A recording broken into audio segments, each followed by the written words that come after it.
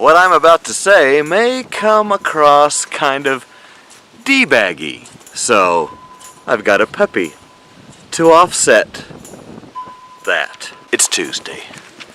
We need to talk. First off, I don't judge people for their bad grammar. Well, maybe a little. I want to submit to you the idea that perhaps there's a difference between grammar and the accent of your origin. Hang with me. Around here we drop our G's like I'm dropping my G. See what I mean? Like instead of ing, it's more of an apostrophe N, dropping. That's not what I'm talking about. See? See, accents make people feel like they know a little bit more about you. They kind of know where you're coming from. I did it again. Yes, people often judge others for having an accent that sounds too northern, too southern, too western, too eastern. But bad grammar also makes people feel like they know something about you. They know that if you're on that show, Are You Smarter Than a Fifth Grader? And that's not necessarily true. That just may be the way people talk where you grew up. I get that. But grammar, bad grammar, doesn't need to be worn like a badge of honor. Your accent, sure, you can get away with that a little more, but bad grammar shuts down opportunity. And it's not fair, it's bad, but it's also just how it often is. The way you present your thoughts is the way people come to think of what you're capable of doing in this region. Having said all of that, a lot of my videos are about intentional living, being deliberate in the way you live. You know what? From wherever you start out, you can make improvements. You can take steps to further where you began, where you started from. I used to be a special education teacher. Did you know that?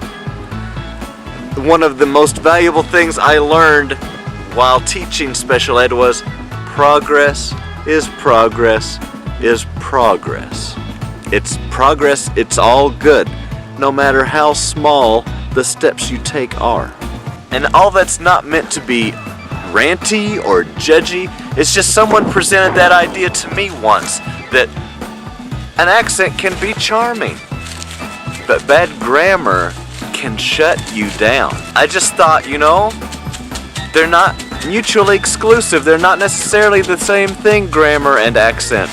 And so that was sort of a light bulb moment for me, and I thought, you know what?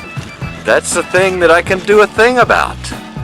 And I don't know, maybe that's a new concept for you. You know, the world's unfair and unjust, but we've got to work with what we have to work with. Does that make sense? Talk about presenting your thoughts.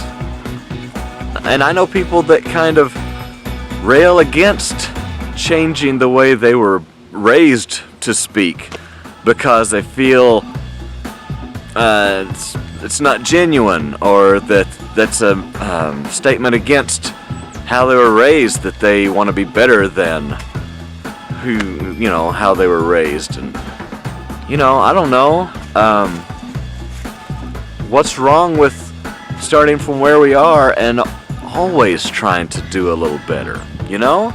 And if someone else judges you for trying to make better of yourself, well, like Dr. Seuss said, those who mind don't matter, and those who matter don't mind.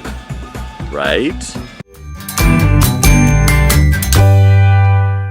So this is Finn. He's new. Amelia the house pig is not impressed. I thought instead of Q&A with the pig, we could do puppy kisses. Puppy kisses. You... What? This is where you... puppy kiss. Mimi? Puppy? No? Okay, cool. That works better for me Anyway, I make videos about intentional living by exploring food, farm, home, and travel. You can subscribe up here if you want to see more of that. Life is what you make it. Let's get our hands dirty. Oh, there we go. That was it.